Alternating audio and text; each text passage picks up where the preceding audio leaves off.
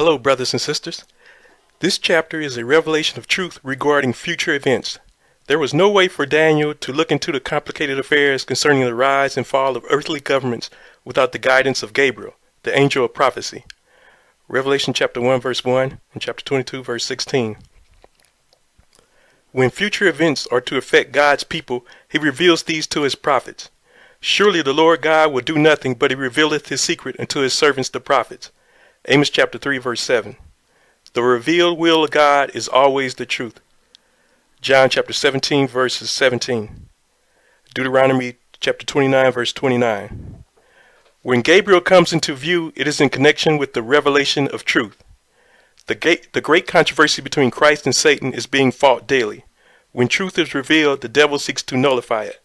But God, knowing the future, also controls it.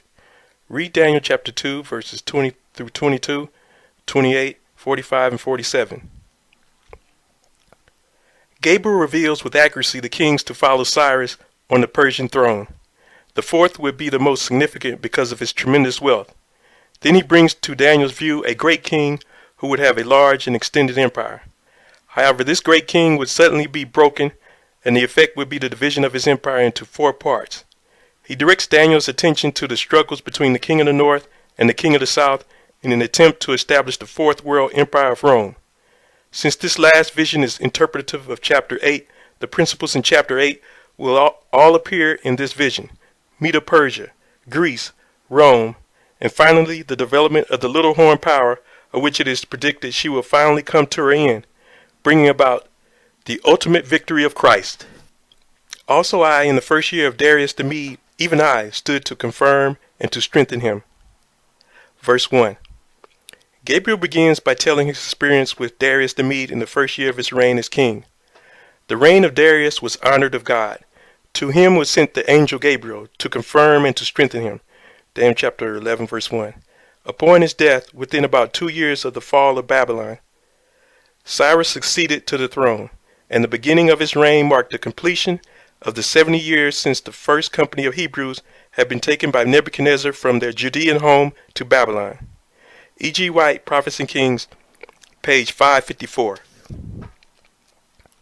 And now will I show thee the truth. Behold, there shall stand up yet 3 kings in Persia, and the fourth shall be far richer than they all. And by his strength through his riches he shall stir up all against the realm of Grecia. Back in chapter 10, the first verse says, "And the thing was true, but the time appointed was long." This particular time appointed in verse 1 in Daniel 10 is the Hebrew word Saba. It gives the sense of an army, or a warfare, or service. Some translations put it, even the great warfare was long. Revised Standard Version says, it was a great conflict. Moffat says, a true revelation of a great conflict. Daniel was shown a great conflict, and Daniel 11:2 onward is a history of the conflict between different powers struggling for control of the world. These truths need to be studied very closely. Here is predictive prophecy. To accurately foretell the future is a test of divine power. Following Cyrus, 4 kings were worthy of mention. History names the next 4 kings as Cambyses, Suetonius, Darius Hystaspes, and Xerxes. There was a tremendous crisis going on from the time when Cyrus began to reign as king until the end of the Medo-Persian Empire. Read Daniel chapter 10 verse 20. It was when God's influence was withdrawn from Persia that the way was open for the Grecian Empire. Cyrus was king for 7 years. After his death, his son Cambyses ruled for 8 years. He was slain in Egypt, and an impostor known as Suetonius took the rulership of the empire, which rightfully belonged to the son of Cambyses. Suetonius ruled only 7 months, but during his short reign, Samaritans complained about the rebuilding of Jerusalem. He listened, and then by decree stopped the work. Ezra chapter 4 verses 18 through 24. When the work of building the temple stopped, the Lord began to speak through 2 prophets, Haggai and Zechariah. They pointed out the cause for the withholding of God's blessing. Drought and famine visited them because they were seeking their own selfish interests to the neglect of the house of God. Read Haggai chapter 1 verses 1 through 6. The prophet tells how even though they were making money, yet it was all coming to naught. Haggai chapter 1 verses 9 through 11. When they heeded the message and began to return to God, that which was his, then they were given the assurance, I am with you. Haggai chapter 1 verses 13. God's promises never fail for those who are returning to God. That which belongs to him belongs to him. Read Malachi chapter 3 verses 8 through 10. Darius Hystaspes killed Suetosmyrtus and ruled for 36 years. He left a record of his accomplishments on the Behistun rock. This was discovered and translated between 1835 and 1846 by Sir Henry Rawlinson. See Encyclopedia Britannica, edition 1956, volume 3, pages 330 and 331. Xerxes, the fourth king, is the Ahasuerus mentioned in Esther chapter 1 verses 1 through 7. He was by far the most wealthy of all the kings before him. The book of Esther records the things Xerxes did which affected the Jews who had not returned to Jerusalem. The battle between Christ and Satan was fierce during his reign, but God was in control, and what he did for his people is the theme of the book of Esther. During the reign of Xerxes, at a certain feast, Vashti the queen was replaced by a Jewish maiden. She was Hadassah, also known as Esther. Her cousin, with whom she lived, was Mordecai, one of the security guards at the king's palace. His responsibility was to report any conspiracy which might arise. Haman became angry because Mordecai refused to bow to him. Finally, Haman influenced the king to make a decree, which if carried out, would have resulted in the complete slaughter of the Jews, including Queen Esther. At Mordecai's request, Esther interceded with the king in behalf of the Jews. This resulted in Haman and his sons being hanged on the gallows. They reaped the death which had been planned for Mordecai and all the Jews of the empire. And a mighty king shall stand up, that shall rule with great dominion, and do according to his will. And when he shall stand up, his kingdom shall be broken, and shall be divided toward the four winds of heaven, and not to his posterity, nor according to his dominion which he ruled. For his kingdom shall be plucked up, even for others besides those. And the king of the south shall be strong, and one of his princes, and he shall be strong above him, and have dominion. His dominion shall be a great dominion, and in the end of years they shall join themselves together. For the king's daughter of the south shall come to the king of the north to make an agreement, but she shall not retain the power of the arm, neither shall he stand, nor his arm, but she shall be given up, and they that brought her, and he that begat her, and he that strengthened her in these times.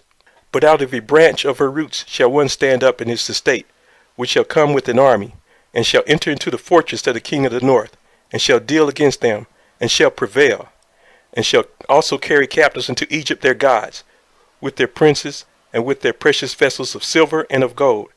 And he shall continue more years than the king of the north. So the king of the south shall come into his kingdom, and shall return into his own land. But his sons shall be stirred up, and shall assemble a multitude of great forces, and one shall certainly come, and overflow, and pass through. Then shall he return, and be stirred up, even to his fortress. And the king of the south shall be moved with choler, and shall come forth and fight with him, even with the king of the north. And he shall set forth a great multitude. The multitude shall be given into his hand. And when he hath taken away the multitude, his heart shall be lifted up. And he shall cast down many 10,000s, but he shall not be strengthened by it. For the king of the north shall return, and shall set forth a multitude greater than the former, and shall certainly come after certain years with a great army and with much riches. In this portion of chapter 11 is given the description of the rise of the Grecian Empire under the leadership of Alexander the Great. From Xerxes to Alexander the Great, over 100 years of history is not mentioned because Persia began its decline with Xerxes, who had stirred up the Grecian Empire by his invasion of Greece. According to history, Alexander justified his invasion of Persia on the grounds of the damage done by Xerxes. So in this prophecy, Gabriel simply connected Xerxes' invasion of Greece with the invasion of Persia by Alexander and omitted the incidental events. Alexander was a typical Oriental despot. In his march of victory, as he subdued kingdoms, he consulted his own will. At the height of his success, his kingdom was broken. His death was sudden. and within 15 years his vast empire was wrested from his posterity and divided among his 4 leading generals. They were Cassander, Lysimachus, Seleucus, and Ptolemy. Alexander's empire was destined to become extinct. In its division among his 4 powerful generals, not one of them ever attained to as wide a dominion as Alexander had. Beginning with verse 5, it becomes evident that the angel Gabriel is concerned chiefly with 2 parts of Alexander's kingdom, the kingdom of the south and the north. These were the kingdoms north and south of Palestine. Syria, under the leadership of Seleucus, was the northern kingdom, and Ptolemy, the leader of Egypt, was the king of the south. Gabriel traces the history of Syria and Egypt in advance because the events of these kingdoms had particular significance for the Jewish people. Gabriel reveals further that an attempt would be made to unite the kingdoms of the north and the south by a marriage and thus bring about a lasting peace. It is now a fact of recorded history that the king of Egypt offered to give his daughter in marriage to the king of Syria, provided he would divorce his wife Laodice and their children be banned from succession to the throne. In those days it was not uncommon for earthly governments to promote peace through marriage contracts. However, such marriages are generally useless in establishing lasting peace. Centuries later, in the 18th and 19th centuries, nearly all the crowned heads of Europe tried it again, only to see the plan topple. God said they would do this, but to no avail. Read Daniel chapter 2, verses 43. 2 years after this marriage, the king of Egypt, Ptolemy Philadelphus, died. Immediately, Antiochus Theos, the king of Syria, reinstated his former wife and children. However, Laodice did not trust her husband, so she arranged for Antiochus to be poisoned to death, and Berenice with her attendants were murdered. When the news of the death of Berenice reached Egypt, Ptolemy Euergetes, the son of Ptolemy Philadelphus, marched with a large army to avenge his sister's death. He was easily victorious over Seleucus Callinicus, the son of Laodice, who followed his father to the throne in the northern kingdom. However, he could not continue the war in the northern kingdom because of problems arising in Egypt, and he was forced to return home.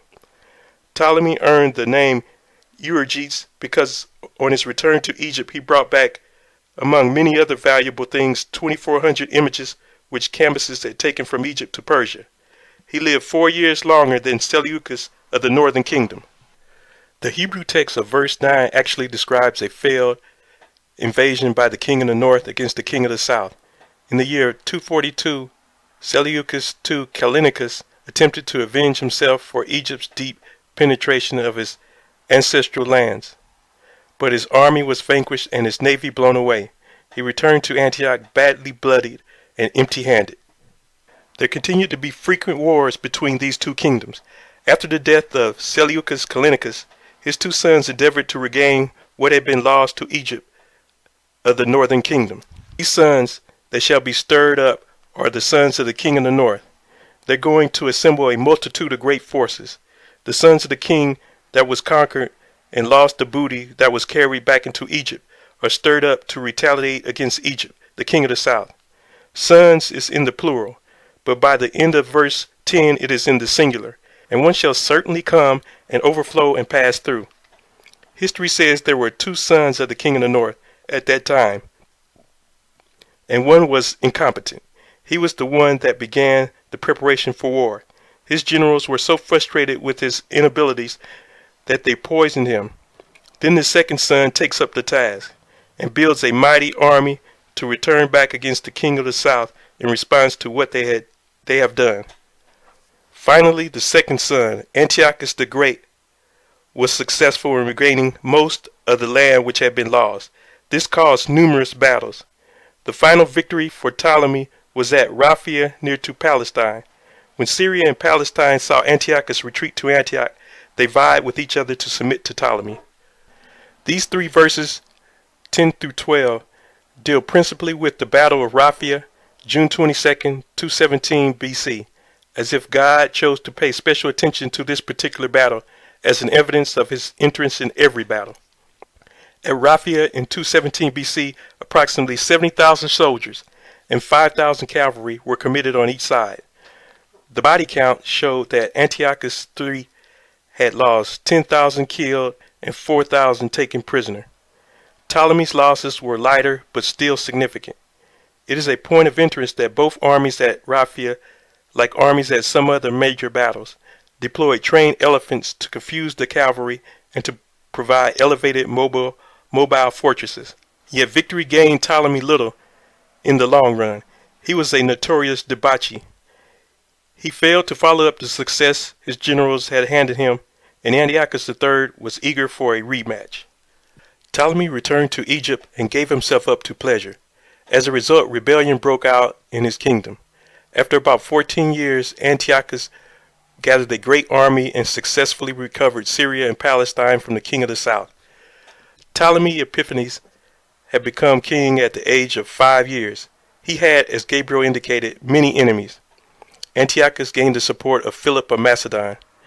They defeated Scopas, Ptolemy's general. Gabriel had explained that many would resist the king of the south. Rebellion and conspiracies began to develop right inside Egypt, so those appointed guardians of the young king asked the Roman Empire, the Roman Republic, for help. The Rosetta Stone preserves concessions wrung from the boy king Ptolemy V when many rose up against him. The king of the north made one last attack on Egypt.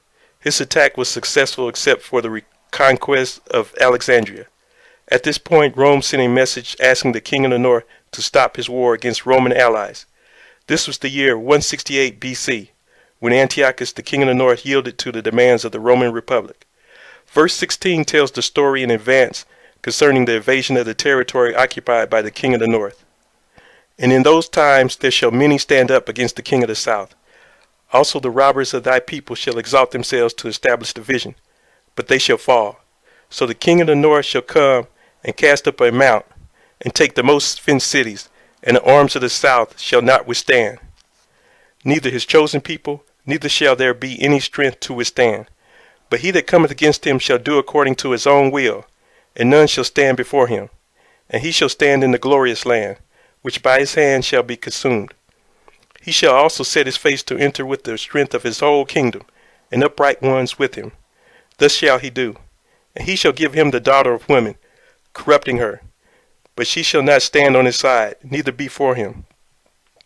After this shall he turn his face unto the isles, and shall take many. But a prince for his own behalf shall cause the reproach offered by him to cease. Without his own reproach he shall cause it to turn upon him.